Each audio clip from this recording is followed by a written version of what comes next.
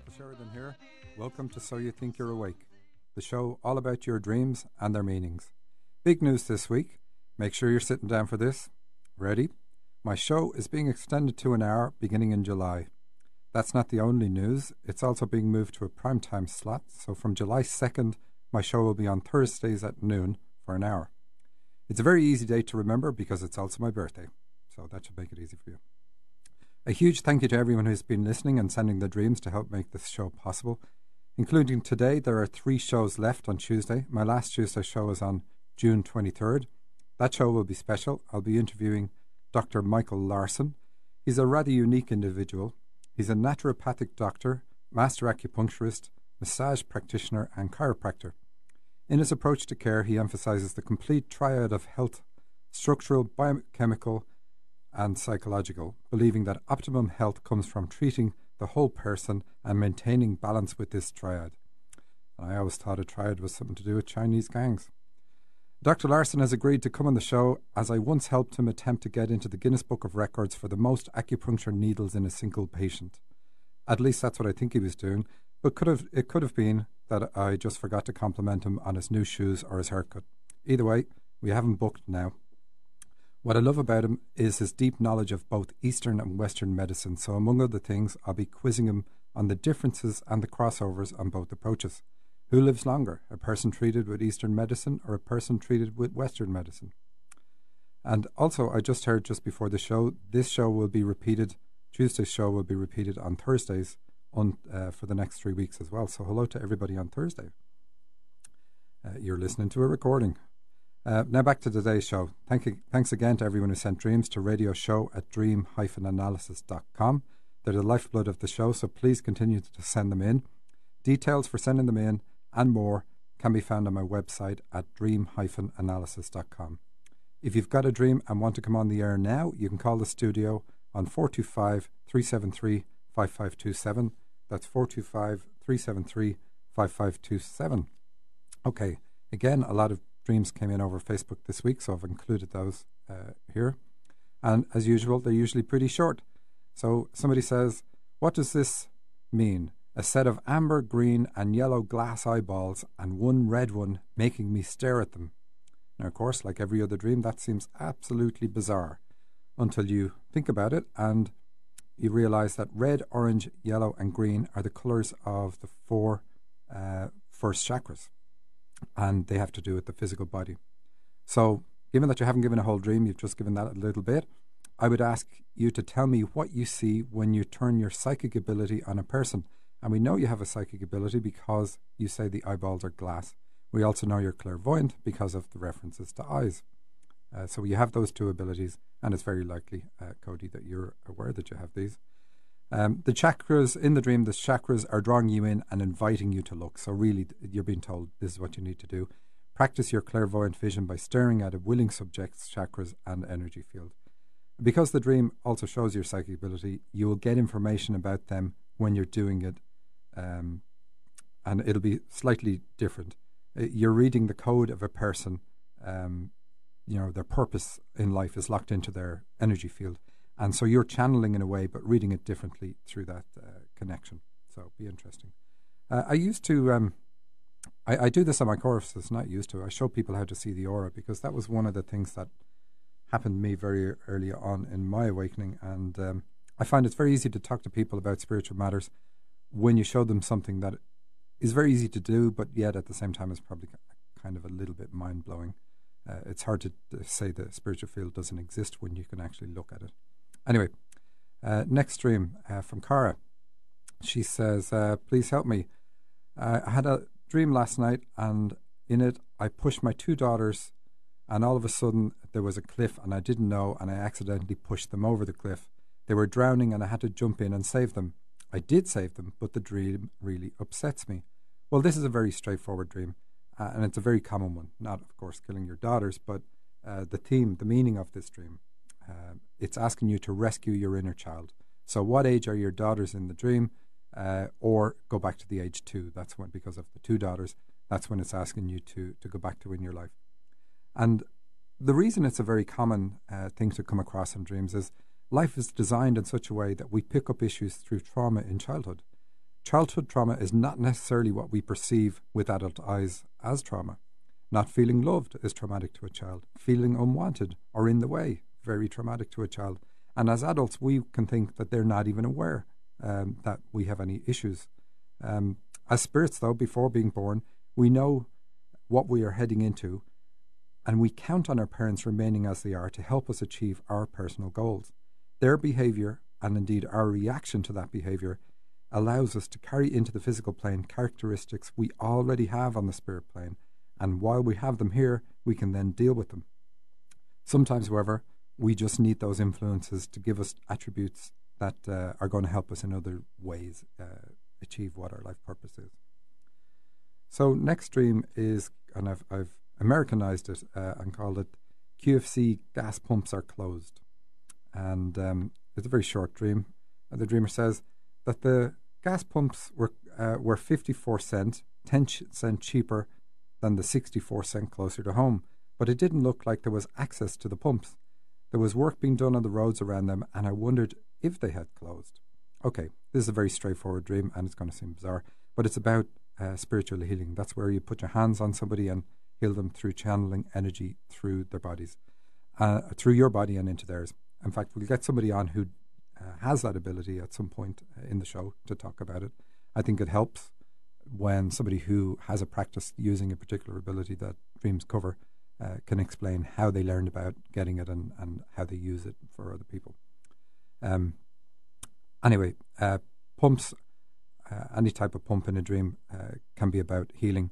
And petrol is or gas is what helps a car, gives it its energy. So it is about energy healing.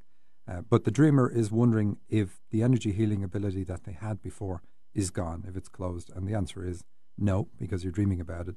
So it's very likely some work is being done and this ability is going to come back to you.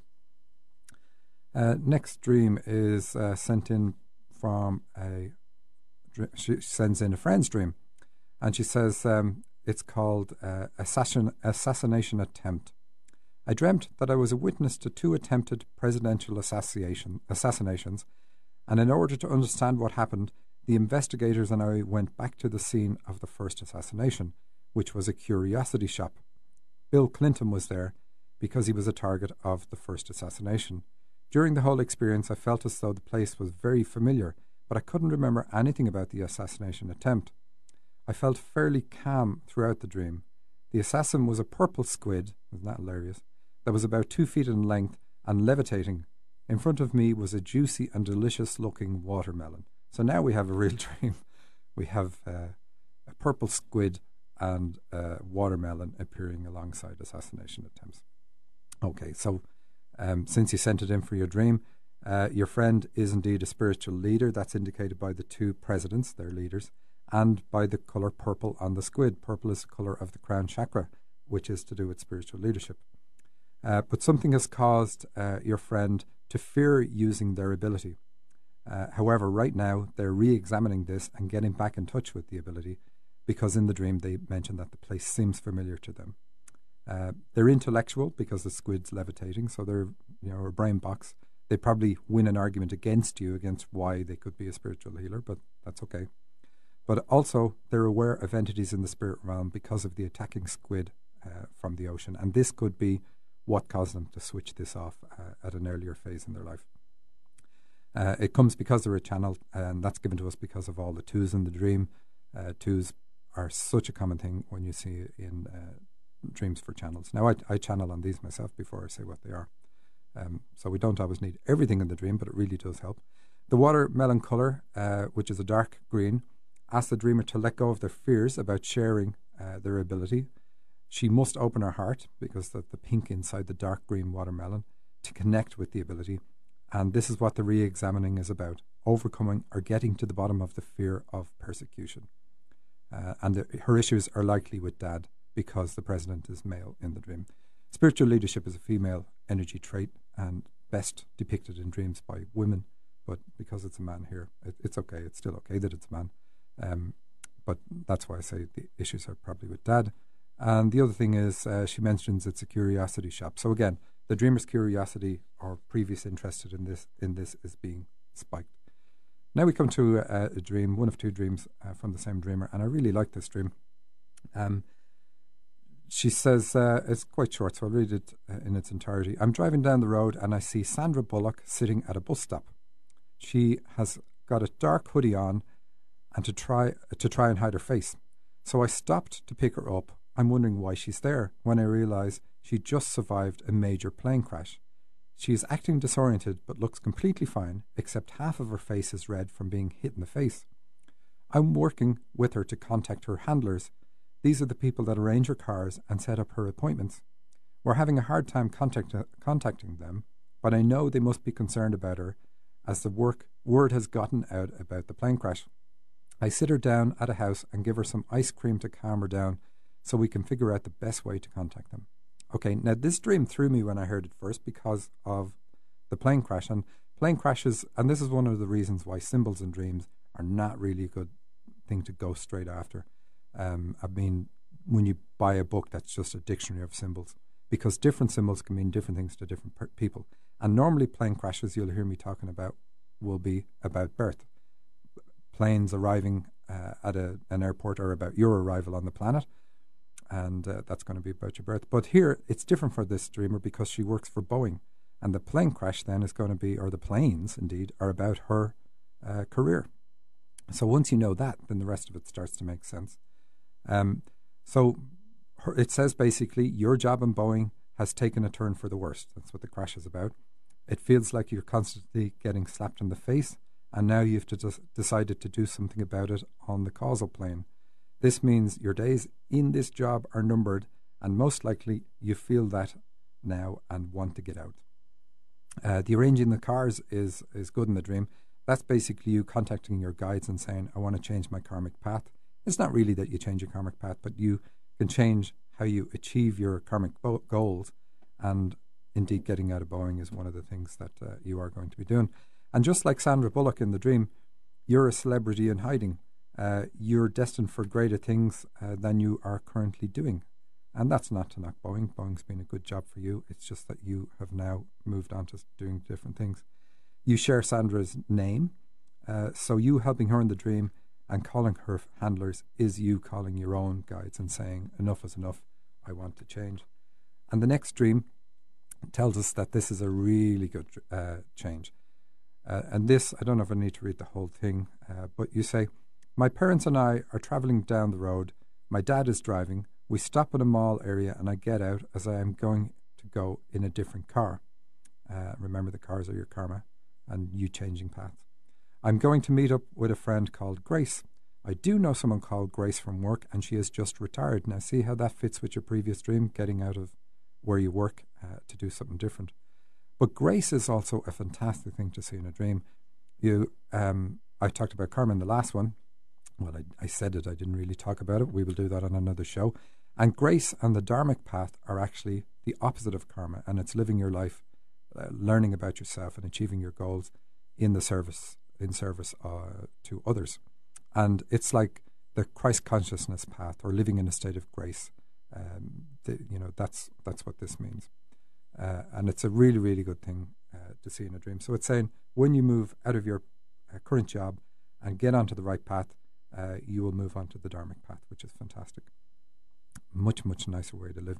So we run into this very tall man who runs the local church. So tall guides in dreams usually appear very tall. They usually appear in front of you to your right.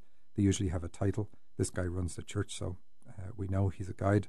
And it wouldn't matter what type of church it is. You don't tell us, but that's okay. He's your guide. He's willing to help me make a phone call for a few coins. So a few coins that you have in your pocket. But I have to remember the number. And this is the key. So this is the important part for you. He won't let me use the phone to dial it myself. I need to let him do the dialing.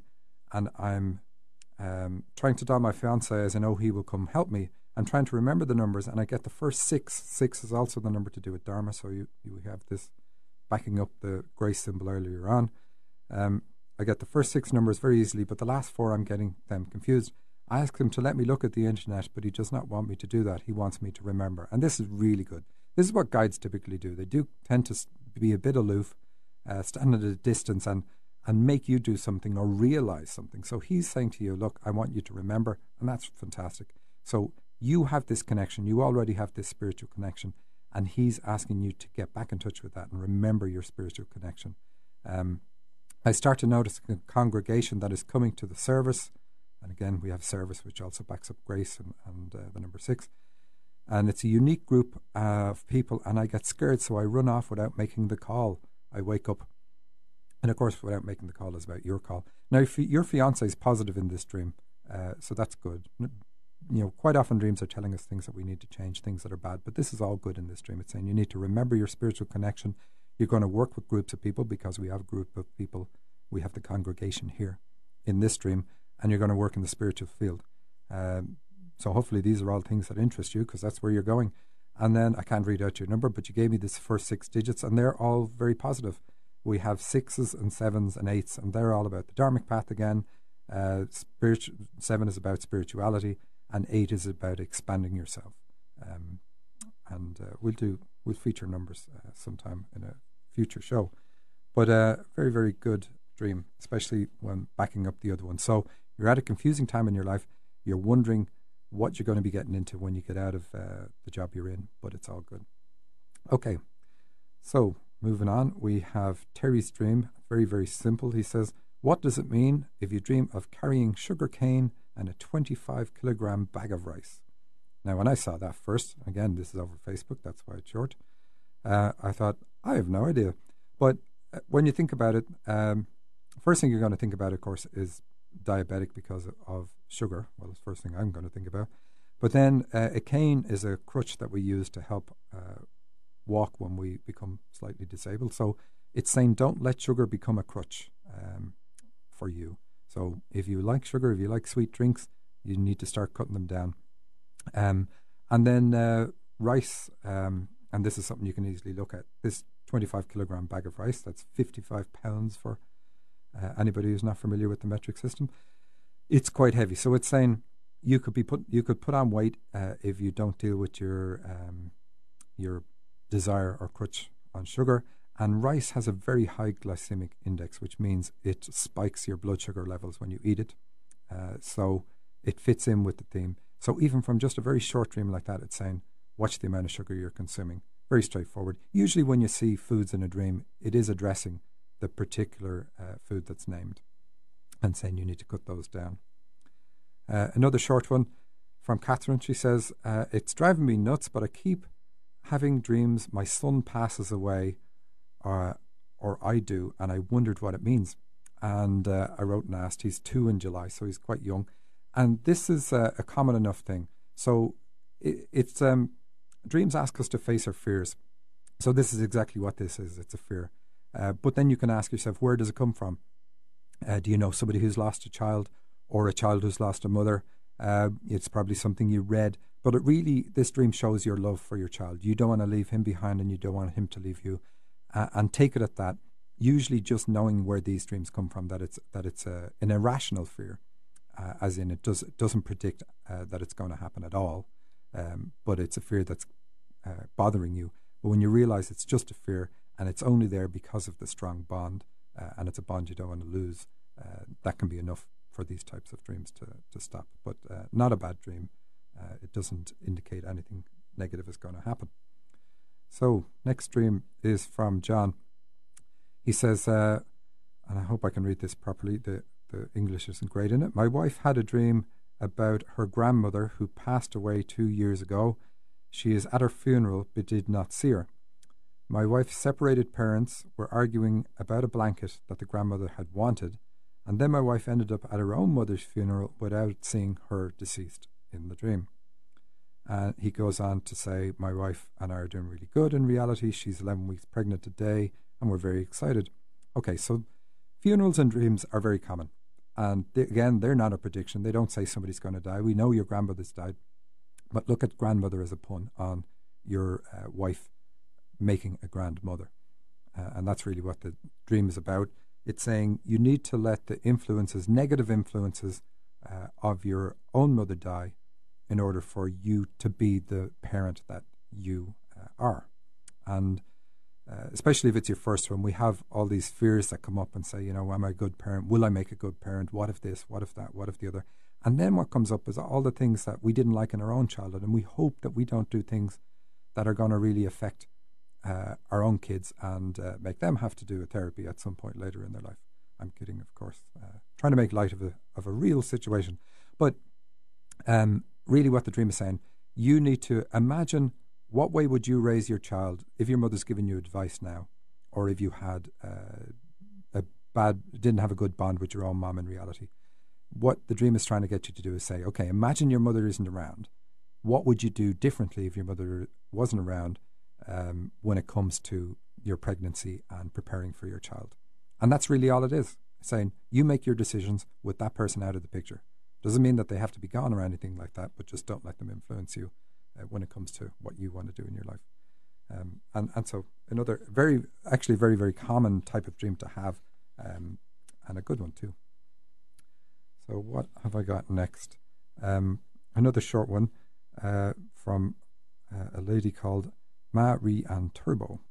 So she says, can you interpret a dream? I was pregnant and I was about to give birth at a labour room, but in real life I'm not pregnant.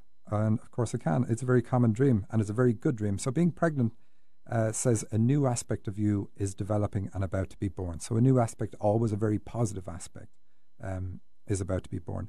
Now, the emphasis on the labour room, because in such a short dream, is good. This basically says whatever work it takes, whatever pain it takes to bring this new aspect of you into being. So I suspect you already know what it is. There's something you're doing. There's something that's making you change. And it's causing you to have to look at yourself and have to do things. But whatever work it takes, whatever pain it takes, is going to be worth it. Just like bringing a child into the world, you will be so happy, so ecstatic once the child is there, despite everything you had to go through to get them there. And it's the same with this new aspect of your being. When it comes in, you're just going to be so happy, and it's going to be worth all the pain and worth all the effort that you put into bringing this part of you into being. So really, really good. And now we have one from Barbara. She says, hi, Michael, loving the show. Thank you. Here's a dream. I'm in a big bedroom with Susie, a work colleague, and she's able to receive messages. Her eyes are very green without pupils. Look at the pupils. That's interesting. They're a flat colour, even in the whites of her eyes, which are another shade of green. She tells me that I've learnt my lessons, and now I'm at the stage where I need to open up to people a bit more. As she's telling me this, I'm rising up to the ceiling. I tell her I'm not sure what I need to do. She says, I know all the answers already. Okay, Barbara. Because you dream of somebody who has a particular spiritual ability, if this person's a medium, can receive messages from the spirit world, it says that you have that ability. And I'd say you're very aware of the fact that you have that ability, but you probably still think you're a student when it comes to this, and I say that because of the pupils.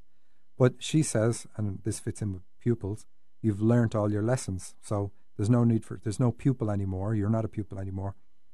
Fits in with the no pupils in the eyes. And the green colour says it's all about, green is all about harmony and sharing and balance. It's the colour of the heart chakra. And it's asking you to see with compassion, with an open heart, and be non-judgmental. And most likely non-judgmental about yourself and your own abilities, because you're no longer a student. And as is evidenced by you rising up to the ceiling in the dream, so we know this is a spiritual thing, it says your vibration is increasing. Now, don't get too cocky on it, of course. Dreams can show you where you're going. Doesn't necessarily mean you're exactly there, but you're right at the cusp of this, if not already there. So keep doing what you're doing. It's a very good dream. Now, another one. This Maria says, I'm skipping the first part. My mom passed away 3 years ago from cancer. Out of nowhere, for the past few weeks, I'm having dreams that she is alive but dying, and asking me to help her, and I can't. Any idea what this could mean? Well, yes, I've seen this plenty of times. What this is very likely to mean is that when your mother did die, you weren't able to fully deal with it. I mean, who can really? Even if we're expecting it, even if it's a slow death like through cancer, and you think you're preparing, the transition is still sudden and still impactful. So the dream is saying, because you're having this dream, and it's the only reason you'd have it, you weren't able to fully process this when it happened, when your mom died. But now, because this is happening in the dream, it's saying it's a good time to deal with their passing. So something is around you now that will help you deal with this. And it could just be your state of mind. It could be that you're just stronger now. But very likely there's somebody around you that will help you as well, that you can rely on for support while you look at this. And 3 years ago, that's not a very long time anyway. It's very well understood the stages of grief that we go through loss. And, there's no time frame on these things, but we must go through them all. And so this is just part of that for you. And I know it seems bad because it seems like, oh my gosh, I'm looking at her dying all over again. But this is something that's ultimately going to help you become stronger. So it is quite positive. And I've put with this, I'm just looking at the clock, enjoying this so much we're running out of time. I'm going to skip one dream then and look at another one. So this is from Sheila. She says, hi there, let's see. I dreamed I was at my landlord's house and I saw this big box. I looked inside the box. There was a lot of packs of $5 bills, lots of them. And there was some $1 bills next to the box. And I said, I dropped these $1 bills. They are mine, but I don't want to touch the landlord's because they belong to him. Okay, now, Sheila, you must be an absolutely lovely person. And I mean that in a positive way, because you're giving others credit for the work you do or the work that you have done. And maybe a better way to put that is that you don't give yourself enough credit. This is your dream. It's all your money in the dream. It's play money. Think of it that way. And even in the play money, you say it's not all mine. Dreams are an illusion created to point out the reality that you create here on the physical plane. And this dream is you saying, if I had freedom to create anything, I would create an abundance and then restrict myself from that abundance. So it's really a good dream. It's saying you deserve the rewards you are offered by the universe. So go back into that dream and scoop all the money out of the box. I'm looking for another short one here now. We had somebody else says that he keeps dreaming of his mom who died several years ago, and why could he be having the dream? He said she got sick all of a sudden, had a stroke and then pneumonia, and he just recently started dreaming about her. And this is different. This is one where she's coming back and she's saying she's okay. So yes, it is a message from her. It was only the one occurrence, and she's saying, look, I'm okay now. I'm over the pain. I'm over all the trauma and everything that you had to experience me go through, and I'm back to who I was. In fact, more than who I was. So in your case, yes, it's good, and it's a message from her, and it's saying that. So I wanted to put the two in to just show how different these can be. So that's it. Thanks to everybody who sent in dreams, and please continue to send them in, and we will see you next week.